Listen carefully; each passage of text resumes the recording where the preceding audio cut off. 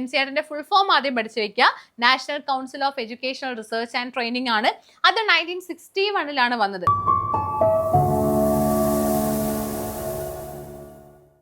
Hi all, welcome to competitive cracker. ഞാൻ ധന്യ. അപ്പൊ നമ്മുടെ സെറ്റ് എക്സാമിനായിട്ട് ഇനി വരാൻ പോകുന്ന സെറ്റ് എക്സാം, അതായത് ഇനിയിപ്പോ ജനുവരിയിലായിരിക്കും നമ്മുടെ സെറ്റ് എക്സാം നടക്കാനായിട്ട് പോകുന്നത്. അപ്പൊ ആ ഒരു എക്സാമിന് നിങ്ങൾ ഇപ്പോഴേ പ്രിപ്പയർ ചെയ്ത് കഴിഞ്ഞാൽ നമുക്ക് ഉറപ്പായിട്ടും അത് ക്രാക്ക് ചെയ്യാനായിട്ട് സാധിക്കും. അപ്പൊ ഇത്തവണ നമ്മൾ പഠിക്കുന്ന സമയത്ത്, ഇപ്പൊ ഓഗസ്റ്റ് 2-ാം തീയതിന്റെ എക്സാമിനായിട്ട് നമ്മൾ പഠിക്കുന്ന സമയത്ത് പല മിസ്റ്റേക്സും വരുത്തിയിട്ടുണ്ടാവും അല്ലെ. ചിലപ്പോൾ നിങ്ങൾക്ക് വേണ്ടത്ര പെർഫോം ചെയ്യാൻ പറ്റാതിരുന്നത്, ചിലപ്പോൾ വേണ്ടത്ര ശ്രദ്ധ കൊടുത്ത് പഠിക്കാൻ പറ്റിയിട്ടുണ്ടാവില്ല. ചിലപ്പോൾ ഒരു സിസ്റ്റമാറ്റിക് സ്റ്റഡി പ്ലാൻ ഒന്നും ഇല്ലാതെ ആയിരിക്കും പഠിച്ചിട്ടുണ്ടാവുക. അല്ലെങ്കിൽ അങ്ങനെ പല മിസ്റ്റേക്സും നിങ്ങൾക്ക് നിങ്ങളുടേതായിട്ടുള്ള മിസ്റ്റേക്സ് നിങ്ങൾക്ക് അറിയാൻ പറ്റുമല്ലോ. അപ്പൊ ആ മിസ്റ്റേക്സ് എല്ലാം മനസ്സിലാക്കി അത് തിരുത്തുക എന്നുള്ളതാണ് നമ്മൾ ഇനിയുള്ള സെറ്റ് എക്സാമിനായിട്ട് പ്രിപ്പയർ ചെയ്യുമ്പോൾ ചെയ്യേണ്ട കാര്യം എന്ന് പറയുന്നത്. ഓക്കെ, ഇപ്പോഴത്തെ മിസ്റ്റേക്സ് മനസ്സിലാക്കിയിട്ട് അത് കറക്റ്റ് ആയിട്ട് തിരുത്തിക്കൊണ്ട് അടുത്ത എക്സാമിനായിട്ട് നല്ല രീതിയിൽ നല്ല കോൺഫിഡന്റ് ആയിട്ട് തന്നെ പ്രിപ്പയർ ചെയ്യുക എന്നുള്ളതാണ് നമ്മൾ ഇപ്പോൾ ചെയ്യേണ്ട കാര്യം. അല്ലാതെ എനിക്കിത് ചെയ്യാൻ പറ്റിയില്ല, അപ്പൊ ഇനി ഞാൻ സെറ്റ് എക്സാം എഴുതുന്നില്ല എന്നൊന്നും വിചാരിക്കേണ്ട ആവശ്യം വരുന്നില്ല അല്ലെ. അപ്പൊ നമുക്ക് ഇനിയുള്ള എക്സാമിന് പ്രിപ്പയർ ചെയ്യുമ്പോൾ നമുക്ക് വളരെ ബേസിക് ആയിട്ടുള്ള കാര്യങ്ങൾ തൊട്ട്, അതായത് ഇമ്പോർട്ടന്റ് ആയിട്ടുള്ള കാര്യങ്ങൾ വളരെ ബേസിക് ആയിട്ട് തന്നെ പഠിച്ചുകൊണ്ട് തുടങ്ങി കഴിഞ്ഞാൽ നമുക്ക് അത്യാവശ്യം ഒന്ന് ഹരിബരിയൊന്നും അല്ലാതെ ഒരുപാട് ബേർഡൻ ആവാതെ നമുക്ക് ഇതെല്ലാം കംപ്ലീറ്റ് ചെയ്ത് പക്ക നമ്മുടെ റിവിഷനൊക്കെ ചെയ്തുകൊണ്ട് ഇതെല്ലാം കംപ്ലീറ്റ് ചെയ്യാനായിട്ട് സാധിക്കും. അതുപോലെ മോഡൽ എക്സാംസ്, മോക്ക് ടെസ്റ്റ് എല്ലാം നിങ്ങൾക്ക് എഴുതി നോക്കാനുള്ളൊരു സമയം കൂടെ നമുക്ക് കിട്ടും ഇപ്പൊ പഠിച്ചു കഴിഞ്ഞാൽ, ഇപ്പൊ പഠിക്കാൻ സ്റ്റാർട്ട് ചെയ്ത് കഴിഞ്ഞാൽ.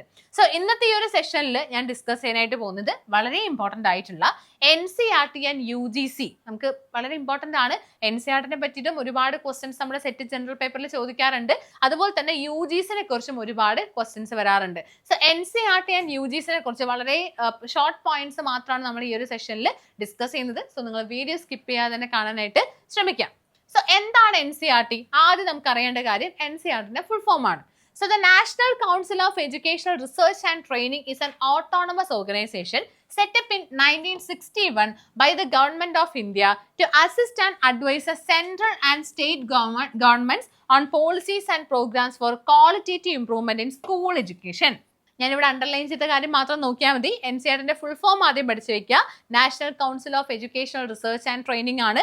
അത് 1961 വന്നത്. പലപ്പോഴും ചോദിച്ചിട്ടുണ്ട്, പല തവണയായിട്ട് ചോദിച്ചിട്ടുണ്ട് എപ്പോഴാണ് NCERT വന്നത്, അല്ലെങ്കിൽ മാച്ച് ദ ഫോളോയിങ് ക്വസ്റ്റ്യൻസ് ആയിട്ടൊക്കെ ചോദിച്ചിട്ടുണ്ട്.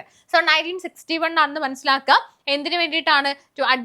To assist and advise the central and state government on policies and programs for qualitative improvement in, അല്ലെങ്കിൽ qualitative improvement in school education ആണ്. അതും ഇമ്പോർട്ടന്റ് ആണ്.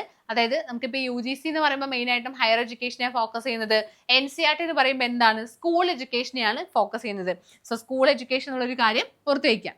അപ്പൊ NCERT എന്ന് പറയുമ്പോൾ പൊതുവേ നമ്മൾ കരിക്കുലം എന്നുള്ളൊരു കാര്യം മാത്രം നമ്മുടെ മൈൻഡിൽ വരുള്ളൂ, അല്ലെങ്കിൽ ടെക്സ്റ്റ് ബുക്ക് എന്നുള്ളൊരു കാര്യമൊക്കെയാണ് ഓർമ്മ വരിക. പക്ഷെ അത് മാത്രമല്ല, മെയിൻ ആയിട്ട് മൊത്തത്തിൽ നോക്കുകയാണെന്നുണ്ടെങ്കിൽ qualitative improvement in school education എന്നുള്ളതാണ്. ഇനി അതിന്റെ മേജർ ഒബ്ജക്റ്റീവ്, ഞാൻ ഓരോ ഒബ്ജക്റ്റീവും പറയുമ്പോൾ നിങ്ങൾ നന്നായിട്ട് പഠിക്കണം. കാരണം ഈ ഓരോ ഒബ്ജക്റ്റീവും ഓരോ സ്റ്റേറ്റ്മെന്റ് ആയിട്ട് വരാൻ ചാൻസ് ഉണ്ട്. ഓക്കെ, ഓരോ സ്റ്റേറ്റ്മെന്റ് ആയിട്ട് വരാൻ, ഇപ്പൊ നമ്മുടെ സെറ്റ് ജനറൽ പേപ്പർ എക്സാമിൽ അങ്ങനെയാണ്, സ്റ്റേറ്റ്മെന്റ് ടൈപ്പ് വരാറുണ്ട് അല്ലെ. അപ്പൊ അങ്ങനെ വരാൻ ചാൻസ് ഉണ്ട്. സോ ഓരോ പോയിന്റും ഇവിടെ പഠിക്കാം.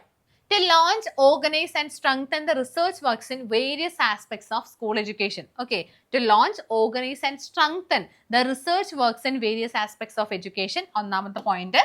രണ്ടാമത്തെ, to arrange for pre-service and in-service training at the higher level. അതായത് എന്താണ് pre-service and എന്താണ് in-service എന്ന് പറയുന്നത്? പ്രീ സർവീസ് എന്ന് പറയുമ്പോൾ നമ്മൾ സർവീസിൽ കയറുന്നതിന് മുൻപാണ്. അതായത് നമ്മുടെ BEd ആവാം, TTC ആവാം, അല്ലെങ്കിൽ DLEd ആവാം. ഓക്കെ, അപ്പൊ സർവീസിൽ കയറുന്നതിന് മുൻപുള്ള ഒരു ട്രെയിനിങ് ആണ് ഇൻ സർവീസ് ട്രെയിനിങ് എന്ന് പറയുന്നത്.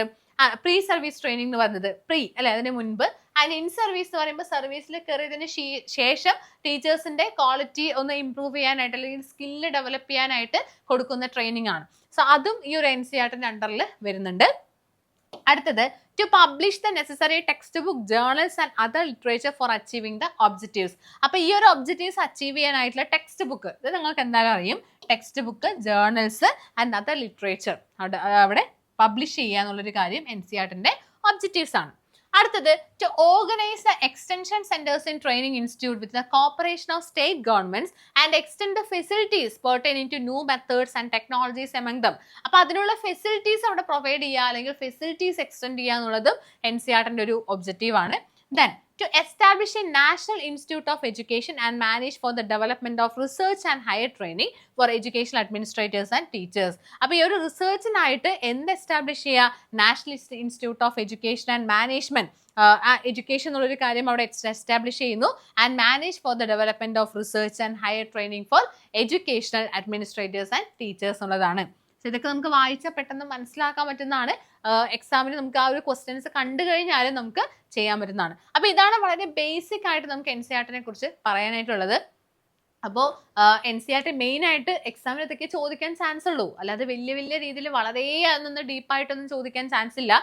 മെയിനായിട്ട് നമുക്ക് ആ ഇയറൊക്കെയാണ് ഒരുപാട് തവണ ചോദിച്ചിരിക്കുന്നത്. പിന്നെ അതിന്റെ ഫുൾ ഫോമും പിന്നെ അതിന്റെ മേജർ ഒബ്ജക്റ്റീവ്സും, ആ ഒബ്ജക്റ്റീവ്സ് ആണ് സ്റ്റേറ്റ്മെന്റ് ആയിട്ട് വരാൻ ചാൻസ് ഉള്ള ഒബ്ജക്റ്റീവ്സ് എന്ന് പറയുന്നത്. ക്ലിയർ ആയല്ലോ? ഈ അടുത്തതാണ് UGC എന്ന് പറയുന്നത്. സോ UGCയും വളരെ ഇമ്പോർട്ടൻ്റ് ആണ്. ഈ പറഞ്ഞതുപോലെ അതിന്റെ ഇയറും അതുപോലെ തന്നെ അതിന്റെ മെയിൻ പേർപ്പസും ഒബ്ജക്റ്റീവ്സും എന്നുള്ള കാര്യങ്ങളൊക്കെയാണ് ഇതുവരെ ചോദിച്ചിരിക്കുന്നത്. So the University Grant Commission UGC came into existence on 28th December 1953 and became a statutory organization of the Government of India by an Act of Parliament in 1956. കണ്ടോ? അതായത് നമുക്ക് ഇപ്പൊ ജസ്റ്റ് ചോദിക്കുവാണ് എപ്പോഴാണ് അത് നിലവിൽ വന്നത് എന്ന് ചോദിക്കുകയാണെന്നുണ്ടെങ്കിൽ, എപ്പോഴാണ് UGC നിലവിൽ വന്നതെന്ന് ചോദിക്കുകയാണെങ്കിൽ 28th December 1953 ആണ്. പക്ഷെ അതൊരു സ്റ്റാറ്റ്യൂട്ടറി ഓർഗനൈസേഷൻ ആയത് അല്ലെങ്കിൽ ഒരു സ്റ്റാറ്റ്യൂട്ടറി ബോഡി ആയത് എപ്പോഴാണെന്ന് ചോദിച്ചു കഴിഞ്ഞാൽ 1956-ലാണ്. ഓക്കെ, 1956-ലാണ് UGC ഒരു സ്റ്റാറ്റ്യൂട്ടറി ബോഡി ആയിട്ട് നിലവിൽ വന്നത്. 1956 ആണ്. അപ്പോൾ ക്വസ്റ്റ്യൻ അനുസരിച്ച് നിങ്ങൾ എന്ത് ചെയ്യുക? ആൻസർ ചെയ്യാനായിട്ട് ശ്രമിക്കുക. സോ ഇതിന്റെ മെയിൻ പേർപ്പസ് എന്താ? നമുക്കറിയാം, നമ്മുടെ നെറ്റ് എക്സാം നടത്തുന്നതൊക്കെ UGC ആണ്. അതായത് ഹയർ എഡ്യൂക്കേഷന്റെ എല്ലാ കാര്യങ്ങളും വരുന്നത് ഏതിന്റെ അണ്ടറിലാണ്? നമ്മുടെ UGCന്റെ അണ്ടറിലാണ്. അതായത് ഇപ്പൊ സ്കൂൾ എഡ്യൂക്കേഷന്റെ ക്വാളിറ്റി എൻഹാൻസ് ചെയ്യാൻ NCERT വരുന്നു എന്ന് പറയുന്ന പോലെ നമ്മുടെ ഹയർ എഡ്യൂക്കേഷന്റെ എല്ലാ കാര്യങ്ങളും നോക്കുന്നതും അതിന്റെ ക്വാളിറ്റി ചെക്ക് ചെയ്യുന്നതൊക്കെ ആരാണ്? UGC ആണ്. സോ എന്തിനാണ്? For the coordination, determination and maintenance of standards of teaching, examination and research in university education. Okay, എന്തൊക്കെയാണ്? For the coordination, determination and maintenance of standards of teaching, examination and research in university education.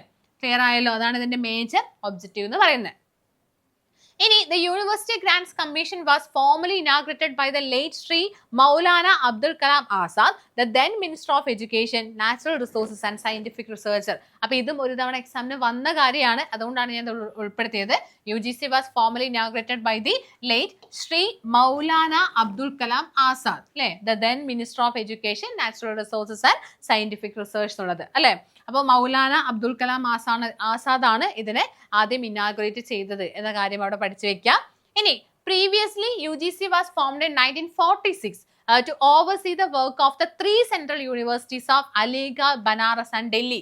ഇതൊക്കെ പഠിച്ചു വെക്കണം. ഇതൊക്കെ statement ആയിട്ട് വരാൻ chance ഉള്ളതാണ്. So നോക്കിക്കേ, ആദ്യം 1946 UGC ഫോം ചെയ്തപ്പോൾ അത് ഏതിന് മാത്രം നോക്കുന്നുണ്ടായിരുന്നുള്ളൂ അല്ലെങ്കിൽ oversee ചെയ്യുന്നുണ്ടായിരുന്നുള്ളൂ? 3 central universities of Aligarh, Banaras and Delhi. In 1947, a committee was entrusted with the responsibility of dealing with all the then existing universities. So 46-ൽ 3 universities മാത്രം നോക്കുന്നുണ്ടായിരുന്നുള്ളൂ. പിന്നെ 47 ആയ സമയത്ത് എന്ത് ചെയ്തു? എല്ലാ എക്സിസ്റ്റിംഗ് യൂണിവേഴ്സിറ്റീസിനെയും അതിൻ്റെ ഒരു ഓവർസിയർ ആവണം, അല്ലെങ്കിൽ അതൊന്ന് നോക്കി കാണണം എന്നുള്ളത്, ഒരു മേൽനോട്ടം വേണം എന്നുള്ളത് അവിടെ വന്നു എന്നുള്ളതാണ്. ഓക്കെ. ഇനി after independence the University Education Commission was set up in 1948 under the chairmanship of Dr. S. Radhakrishnan, and it recommended that the UGC be reconstituted on the general model of the University Grant Commission of the United Kingdom. അപ്പോൾ നമുക്കറിയാം, ഇൻഡിപെൻഡൻസിന് ശേഷം ആദ്യം വന്നൊരു കമ്മീഷനാണ് നമ്മുടെ university education commission, doctor S രാധാകൃഷ്ണന്റെ. അപ്പൊ ആ രാധാകൃഷ്ണന്റെ കമ്മീഷനിൽ അദ്ദേഹം വ്യക്തമായിട്ട് പറയുന്നുണ്ട് UGC ഫോം ചെയ്യണം എന്നുള്ളത്, അല്ലെ? UGCന്റെ ഇന്ന കാര്യങ്ങളൊക്കെ ആയിരിക്കണം അത് നോക്കേണ്ടത് എന്ന് പറഞ്ഞ് കറക്റ്റ് ആയിട്ട് അവിടെ പറഞ്ഞിട്ടുണ്ട്. അപ്പൊ അതിനുശേഷമാണ് നമ്മുടെ 1953-ൽ UGC came into existence, അല്ലെ? came into existence നിലവിൽ വന്നത് എന്നുള്ള കാര്യം പഠിച്ചു വെക്കാം. സോ നമ്മുടെ രാധാകൃഷ്ണൻ കമ്മീഷൻ നമ്മുടെ ഇതിലുള്ളതാണ്. ഏതാ? നമ്മുടെ സെറ്റ് ജനറൽ പേപ്പറിൽ സിലബസിലുള്ള കാര്യമാണ് രാധാകൃഷ്ണൻ കമ്മീഷൻ. സോ അത്തരത്തിലുള്ള കമ്മീഷൻസും കമ്മിറ്റീസും എല്ലാം നമ്മൾ പഠിക്കണം. അപ്പൊ എങ്ങനെയാണ് രാധാകൃഷ്ണൻ കമ്മീഷനും അതുപോലെ തന്നെ UGCയും ഇങ്ങനെ റിലേറ്റ് ആയിരിക്കുന്നത് എന്നുള്ള കാര്യം കൂടെ പഠിച്ചു വെക്കാം. ഓക്കെ ആണല്ലോ? അപ്പൊ ഇതിന്റെ ഫംഗ്ഷൻസ് നോക്കിക്കേ. UGCന്റെ functions: to provide the financial assistance to universities and colleges, അല്ലെ? ടു പ്രൊവൈഡ്, നമുക്ക് മെയിൻ ആയിട്ട് നമുക്ക് ഇത് എന്തായാലും അറിയും, കാരണം യൂണിവേഴ്സിറ്റി ഗ്രാൻഡ് കമ്മീഷൻ ആണ്. അപ്പോൾ അവിടെ ഫണ്ട് പ്രൊവൈഡ് ചെയ്യുക എന്നുള്ളത് UGCന്റെ അണ്ടറിൽ വരുന്ന കാര്യം തന്നെയാണ്. പക്ഷെ അത് മാത്രമല്ല എന്നും കൂടെ മനസ്സിലാക്കാം.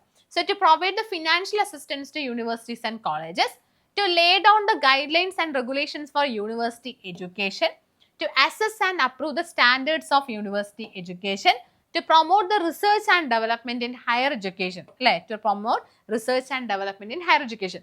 എല്ലാം നമുക്കിപ്പോൾ ഓപ്ഷൻസ് കാണുമ്പോൾ തന്നെ മനസ്സിലാവും, കാരണം ഇതെല്ലാം ഹയർ എഡ്യൂക്കേഷനുമായിട്ട് ബന്ധപ്പെട്ടതാണ്.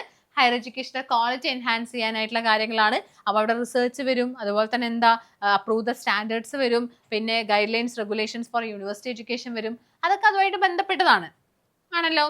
അടുത്തത് determining and maintaining the standards of teaching, examination and research in universities, monitoring the developments in the field of collegiate and university education, disbursing the grants to the universities and colleges. ഗ്രാൻറ്റിന്റെ കാര്യം നമുക്കറിയാം. ഇനി serving as a vital link between the union and state governments and institutions of higher learning. അതും നമ്മുടെ UGCന്റെ ഒരു function ആയിട്ട് വരുന്ന കാര്യമാണ്. അടുത്ത function, to upgrade the standard of education, teacher education committees were formed consisting of 7 members for 2 years duration. ശ്രദ്ധിക്കണേ, അതായത് ഈ എഡ്യൂക്കേഷന്റെ സ്റ്റാൻഡേർഡ് കുറച്ചുകൂടെ അപ്ഗ്രേഡ് ചെയ്യാനായിട്ട് അല്ലെങ്കിൽ ഇംപ്രൂവ് ചെയ്യാനായിട്ട് ഒരു ടീച്ചർ എഡ്യൂക്കേഷൻ കമ്മിറ്റി രൂപീകരിച്ചു. എത്ര മെമ്പേഴ്സ് ആണ് അതിലുള്ളത്? 7 മെമ്പേഴ്സ് ആണ്. 7 മെമ്പേഴ്സ് അടങ്ങുന്ന ഒരു ടീച്ചർ എഡ്യൂക്കേഷൻ കമ്മിറ്റി ഇതിന്റെ ഭാഗമായിട്ട് രൂപീകരിച്ചു. എന്തിനു വേണ്ടിയിട്ടാണ്? നമ്മുടെ സ്റ്റാൻഡേർഡ് ഓഫ് എഡ്യൂക്കേഷന്റെ കുറച്ചുകൂടെ ഒന്ന് അപ്ഗ്രേഡ് ചെയ്യാനായിട്ടാണ് അത് വന്നത്. ഇനി it provides the awareness of new innovations and research in teacher education. New ഇന്നോവേഷൻസും റിസർച്ചും അതെല്ലാം ഇതിൽ വരുന്നുണ്ട്. The national fellowship and teacher fellowship are granded for encouraging the research and teaching work. അപ്പൊ നമുക്ക് JRF കിട്ടിക്കഴിഞ്ഞാൽ നമുക്കൊരു സ്റ്റൈപ്പൻഡ് അവിടെ കിട്ടുന്നുണ്ട്, അല്ലേ? ഇപ്പൊ ഏകദേശം 40,000 രൂപയൊക്കെ കേട്ടോ കിട്ടുന്നത്. അപ്പൊ നിങ്ങൾ JRF ഒക്കെ ഉദ്ദേശിക്കുന്നുണ്ടെങ്കിൽ എത്രയും പെട്ടെന്ന് തന്നെ JRF എഴുതിയെടുക്കുക. ഏജ് ഓവർ ആകുമ്പോഴേക്കും എഴുതിയെടുക്കാനായിട്ട് ശ്രമിക്കുക. എനിക്ക് തോന്നുന്നു 35 വയസ്സ് വരെയൊക്കെയാണ് OBC കാറ്റഗറി ഉള്ളവർക്ക് ഉള്ളത്. ജനറലിന് 30 വയസ്സ് വരെയാണെന്ന് തോന്നുന്നത്. അപ്പൊ നിങ്ങൾക്കത് എഴുതാൻ പറ്റുന്ന കാര്യങ്ങളൊക്കെ മാക്സിമം എഴുതുക. JRF ഒക്കെ കിട്ടിക്കഴിഞ്ഞാൽ നമുക്ക് 40,000 രൂപ വരെ നമ്മുടെ UGC നമുക്ക് പ്രൊവൈഡ് ചെയ്യുന്നുണ്ട്. എന്തിനു വേണ്ടിയിട്ടാണ്? നമുക്ക് റിസർച്ച് ചെയ്യാനായിട്ട്. അപ്പൊ അങ്ങനെ ഗവൺമെന്റിന്റെ ഭാഗത്തു നിന്ന് പല ഫണ്ട് നമുക്ക് കിട്ടുന്നുള്ളതാണ്. അതിന് പുറമേ, അതായത് സ്റ്റൈപ്പൻഡ് ആയിട്ട് 40,000, അതിന് പുറമേ നമുക്ക് ട്രാവൽ എക്സ്പെൻസ് കാര്യങ്ങൾ വേറെ എന്തെങ്കിലും അല്ലറ ചില്ലറ ചെലവിനൊക്കെ അവിടെ നിന്ന് തരുന്നുണ്ട് എന്നുള്ളതാണ്. സോ അതിനൊക്കെ നിങ്ങൾ ട്രൈ ചെയ്യുക കേട്ടോ. നമുക്ക് സെറ്റ് ആദ്യം ക്വാളിഫൈഡ് ആവണം. സെറ്റ് ക്വാളിഫൈഡ് ആയി കഴിഞ്ഞാൽ അല്ലെങ്കിൽ സെറ്റിന്റെ കൂടെ തന്നെ നിങ്ങൾ എന്ത് ചെയ്യുക? നെറ്റിനും കൂടെ പ്രിപ്പയർ ചെയ്യുക. അപ്പോൾ പ്രിപ്പയർ ചെയ്ത് കഴിഞ്ഞ് JRF കിട്ടുവാണെങ്കിലോ അല്ലേ, രക്ഷപ്പെട്ടില്ലേ? ഇനി അടുത്തത്, UGC provides the travel grants to the university lecturers for attending the international conference and seminar. ഞാൻ ഇപ്പോൾ പറഞ്ഞ കാര്യമാണ്. എന്താണ് നമ്മുടെ ട്രാവൽ എക്സ്പെൻസ് എന്നുള്ള കാര്യങ്ങളൊക്കെ അവിടെ UGC കൊടുക്കുന്നുണ്ട്. Then visiting professors are appointed from amongst the university professors for interchange programs and delivering the lectures. അങ്ങനെയുള്ള കാര്യത്തിന് അവിടെ പ്രൊഫസേഴ്സ് ഒക്കെ വരാറുണ്ട്. അതൊക്കെ ജസ്റ്റ് ഒന്ന് നോക്കി വെച്ചാൽ മതി. ഇനി research associates are appointed for post doctor work എന്നുള്ളത്. അപ്പൊ ഇതൊക്കെ ജസ്റ്റ് ഒന്ന് നമുക്ക് എന്താ ഒരു അഡീഷണൽ ആയിട്ടുള്ള പോയിന്റ്സ് ആണ് ഞാൻ ഇവിടെ തന്നിരിക്കുന്നത്. അല്ലാത്തത് ഇമ്പോർട്ടന്റ് ആയിട്ടുള്ളതൊക്കെ നമ്മൾ ഓൾറെഡി പറഞ്ഞു. ഇനി ഇവിടുന്ന് വന്നിരിക്കുന്ന ഒരു ക്വസ്റ്റ്യൻ നോക്കിക്കേ. Which of the following institutions is directly responsible for the professional growth of school teachers in India? കേട്ടോ, CSIR അല്ല, NAC അല്ല, EMMRC അല്ല. എന്താണ്? NCERT ആണ് കറക്റ്റ് ആൻസർ. സ്കൂൾ എഡ്യൂക്കേഷൻ എന്ന് കാണുമ്പോൾ തന്നെ അത് എന്തായിരിക്കും? മിക്കവാറും NCERT തന്നെ ആയിരിക്കും. സോ ഓപ്ഷൻ C ആണ് ഇവിടുത്തെ ആൻസർ ആയിട്ട് വരുന്നത്. അടുത്ത question, the objectives of establishment of human resource development centers by the University Grants Commission are.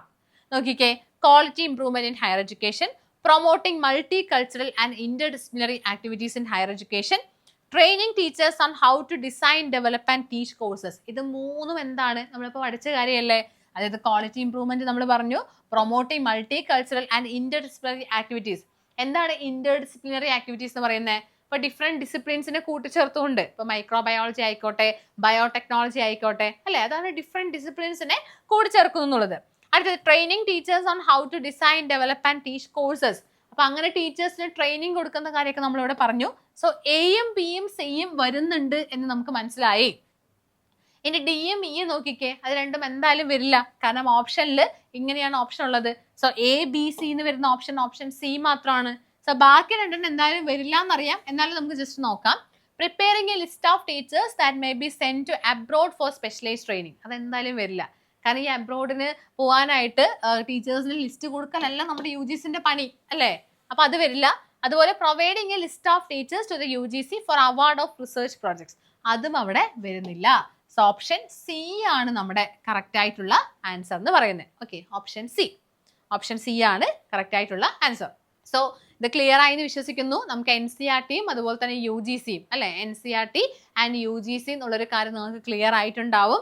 ഇനിയും നിങ്ങൾക്ക് എന്തെങ്കിലും ഡൗട്ടോ കാര്യങ്ങളൊക്കെ ഉണ്ടെങ്കിൽ ഉറപ്പായിട്ട് നിങ്ങൾക്ക് എന്ത് ചെയ്യാം, വീഡിയോന് താഴെ തന്നെ കമന്റ് ചെയ്യാം. എന്തെങ്കിലും സജഷൻസ് ഉണ്ടെങ്കിൽ അതും കൂടെ നിങ്ങൾക്ക് കമന്റ് ചെയ്യാം. സോ നമ്മുടെ CCയിൽ ഇപ്പോൾ സെറ്റ് എക്സാമിനായിട്ടുള്ള ഒരു പുതിയൊരു ബാച്ച്, ലോങ് ബാച്ച് ആണ്. ലോങ് ബാച്ച് അതായത് ജനുവരി 2027 ലോങ് ബാച്ച് സ്റ്റാർട്ട് ചെയ്തിട്ടുണ്ട്.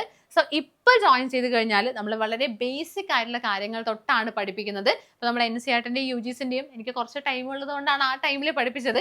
പക്ഷെ നമ്മൾ ക്ലാസ് പ്രൊവൈഡ് ചെയ്യുന്ന സമയത്ത് വളരെ ബേസിക് ആയിട്ട് തൊട്ട് വളരെ ഡീറ്റെയിൽ ആയിട്ടാണ് നമ്മൾ എന്ത് ചെയ്യുന്നത്, പഠിപ്പിക്കുന്നത്. അങ്ങനെ ഓരോ ടോപ്പിക്ക് നമ്മൾ പഠിച്ചു കഴിഞ്ഞാൽ അത്യാവശ്യം ടെൻഷൻ ഇല്ലാതെ തന്നെ നമുക്ക് വരാൻ പോകുന്ന സെറ്റ് എക്സാം, ജനുവരിയിൽ നടക്കാൻ പോകുന്ന സെറ്റ് എക്സാം നമുക്ക് ക്വാളിഫൈ ചെയ്യാനായിട്ട് സാധിക്കും. അപ്പോൾ അതിന് ഇപ്പോഴേ പഠിച്ചു തുടങ്ങുക, ഇപ്പോൾ പഠിച്ചു തുടങ്ങേണ്ട ഒരു സമയമാണ്. സോ നിങ്ങൾക്ക് ഇവിടെ നമ്മുടെ CCയിൽ ജോയിൻ ചെയ്യാൻ ആഗ്രഹിക്കുന്നവർ 9746455514 എന്നുള്ള നമ്പറിലോട്ട് കോൺടാക്ട് ചെയ്യുക കേട്ടോ. ഈ ഒരു നമ്പറിലോട്ട് നിങ്ങൾക്ക് കോൺടാക്ട് ചെയ്യാവുന്നതാണ്. ഞാൻ നേരത്തെ പറഞ്ഞ പോലെ എന്തെങ്കിലും സജഷൻസോ കാര്യങ്ങളോ ഉണ്ടെങ്കിൽ വീഡിയോന് താഴെ തന്നെ നിങ്ങൾക്ക് കമന്റ് ചെയ്യാം. So that's all from this session. Thank you.